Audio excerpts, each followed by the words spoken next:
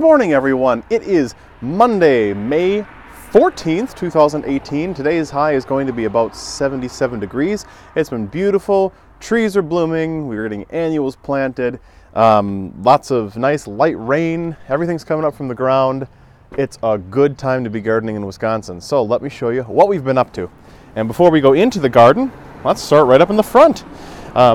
Yesterday we went to our local greenhouse that we love. It's named Furnos, and we got a whole bunch of annuals. So Bridget has really developed, my wife, has really developed a talent for planting over the years. So she did all of the potted plants in the front, as well as the hanging baskets. And these spill over so nicely throughout the summer. It really is beautiful to see.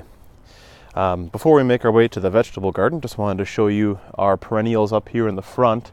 A lot of these, well, I guess you'll see throughout the years. There we planted a creeping phlox yesterday. Otherwise, these just come up year after year, and it looks so nice.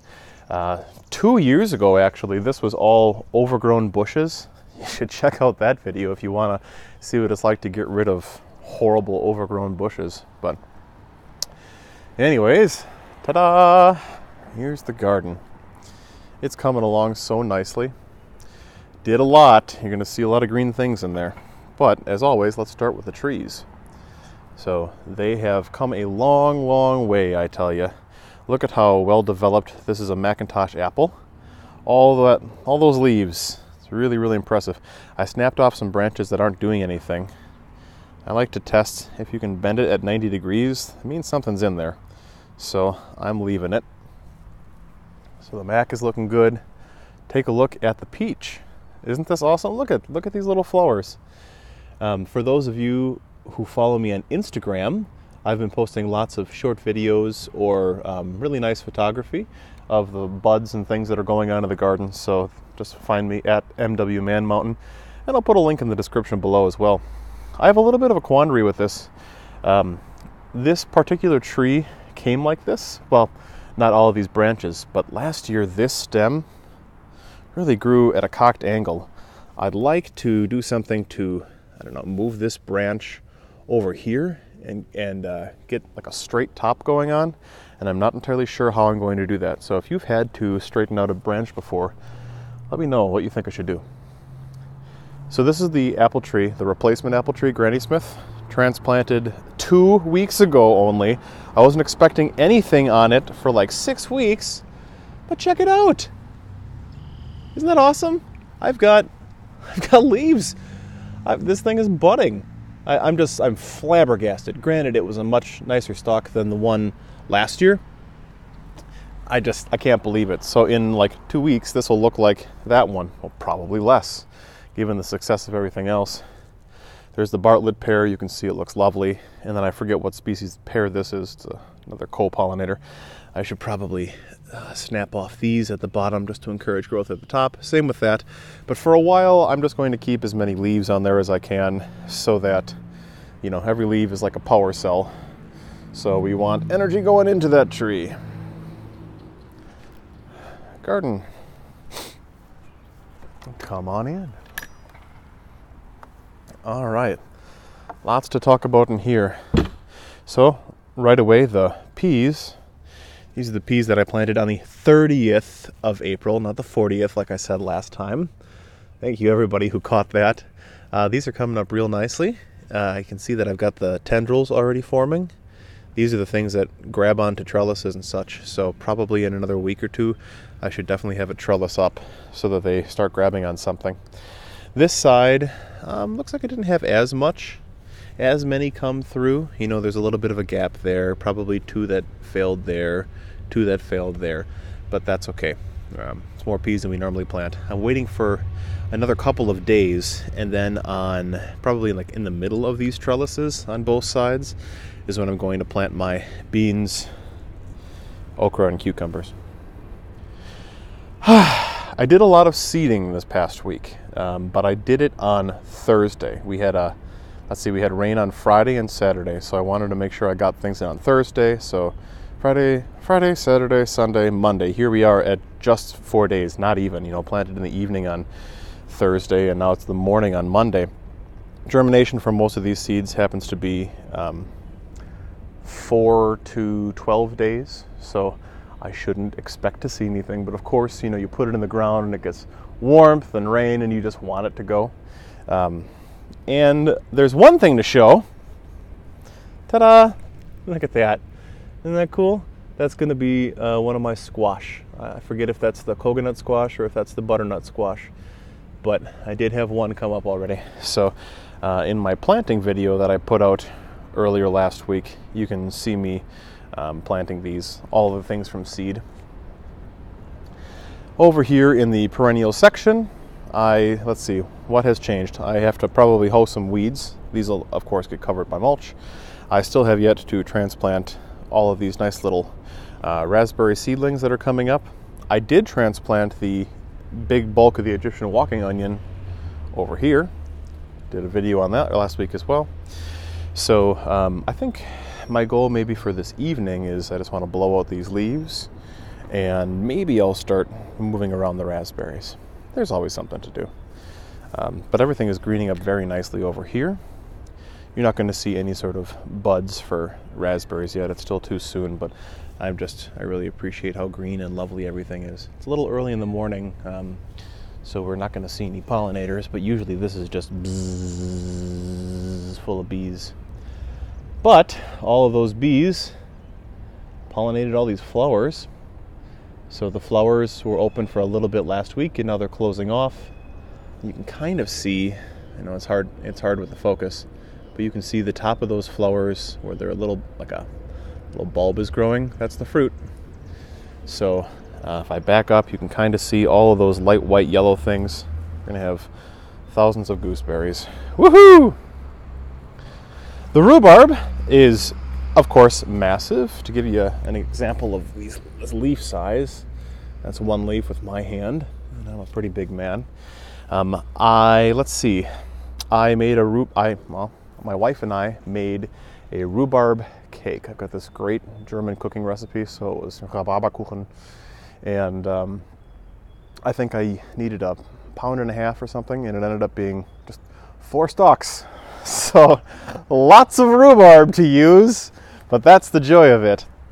I wanted to show you something today. This happens every now and then, but as you're going into the rhubarb, you'll see these. This like head here is full of seeds. So the sooner you snap it off, the more energy the plant is just going to put into the stalks and the fruit that you're looking for. So I'm just going to reach down, snap, pull, I guess. It looks like this. And it's hollow on the bottom, relatively. Okay, just kidding, it's not hollow on the bottom.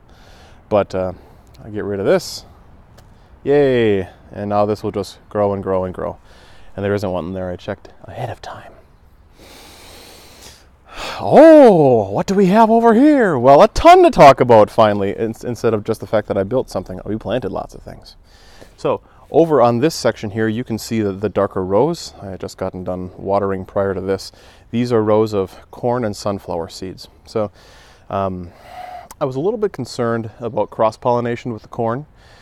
So I've got 2 yellow sweet corns, 2 rows of sunflowers, and then 2 rows of I think strawberry popcorn seeds, hoping that the thickness of the sunflowers and the fact that they're going to grow probably twice as tall will maybe prevent some cross-pollination. I don't know enough about corn to talk about it. I know they send their tassels up, and I think it's just wind that carries the pollen, but I'm probably wrong. So if I'm right, though, I'm hoping these sunflowers kind of block off some of that wind. Over here, planted a bunch of annuals. So this video is scheduled for Wednesday this week. You can see my techniques for transplanting potted plants. But I'll come over here and take a seat. Ooh. These are all peppers in here. This year I'm doing a ton of peppers. They're Bridget's favorite. So the 6 on the end are green peppers, and then the 6 closest to me are all one-offs of different varieties. Like that's a long cayenne pepper, we got a banana pepper, jalapeno pepper, a red pepper, there's an orange pepper over there, and this one in the front is a black pepper. Really be interesting to see how these go. and planting them in the raised bed was so nice. Oh man, I can't tell you. Here, I can show you. So just look at how easy it is to put my hand down in here, you know, to get a nice deep hole real easy. And the soil that comes out, you know, clumps like it's supposed to when you want it to, and then you just break it apart. Beautiful. It was so easy to plant, as opposed to, you know, like if I was in ground. Gives you a sense of the differences in densities when you get to amend your soil. Over here, as the trellis might suggest, I've got a couple tomatoes, 7 different varieties. They're spaced out maybe 18 inches apart on center.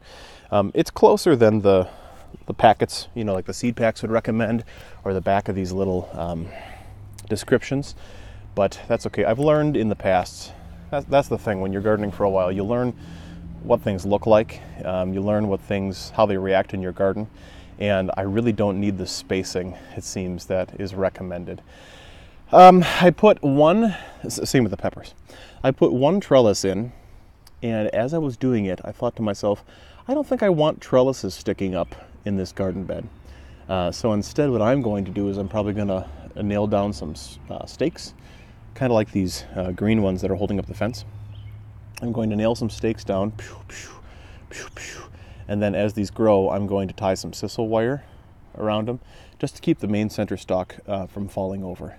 So that'll be kind of an adaptation of what I had done 2 or 3 years ago in the garden. I had, like in this section here, I had kind of that kind of looked like an open staple of wooden trellises with sisal, and that's what held them up, and they did really well.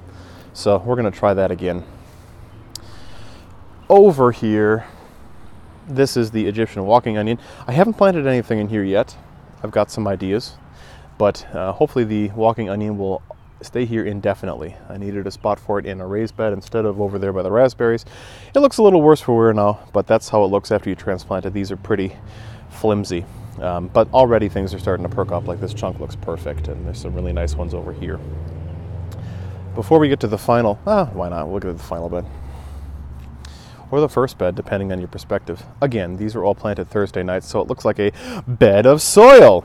But I've got lots of stuff in here. Over on this side, I think I've got radishes, beets, carrots, and spinach and lettuce over at the end.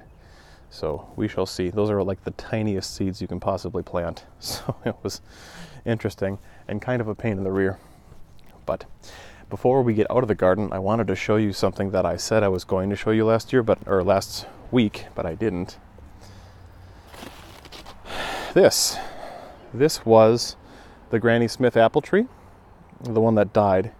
And you can see down here, this is how the roots and the base of it was underneath the graft. So this knot right there, that's the graft. You're supposed to plant the graft about 2 or 3 inches above the soil line, and I did, but this root totally rotted out. So good stuff.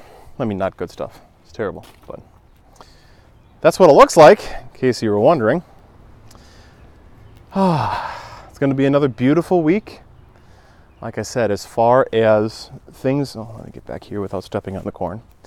As far as things that I hope to accomplish this week, let's see. Put a couple more seeds in this bed next to the Egyptian walking onions, you know, just so everything is planted and ready to go. Now that that's done, I can focus on blowing out the leaves and moving the raspberries. Then I have to build a couple more raspberry trellises. Then I have to build the trellises that are going to go here. And after that is going to be the fence, the decorative fence on the outside.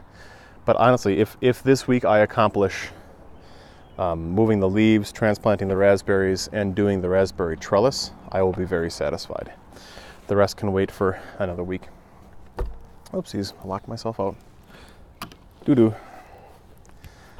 So how are things growing in your garden? Thanks everybody who watched last week. We had a really nice viewing. Almost 500 people, 450 for the last week's garden tour. Probably the cool picture of the raised beds. I know, the glories, the wonderful things about cover photos, right? I got to do more in Photoshop. So what are you growing? Let me know. Thanks for any suggestions you have for me, maybe regarding what I can plant in that last raised bed with the Egyptian walking onions, or what I should do about that peach tree as far as staking up that really crooked branch. Yeah, I love hearing what you have to say. It's a wealth of knowledge. That's how I've learned pretty much everything that I do in my garden. A bit from my grandparents, a bit from people in the neighborhood, and a lot from different YouTube comments and YouTube videos. So if you're new and you watch this entire thing, thanks. I hope you'll subscribe. Leave a comment below. And yeah, I'll see you next week for another garden tour. But I've got probably 2 other videos coming out this week, so stay tuned. Happy gardening. Bye-bye.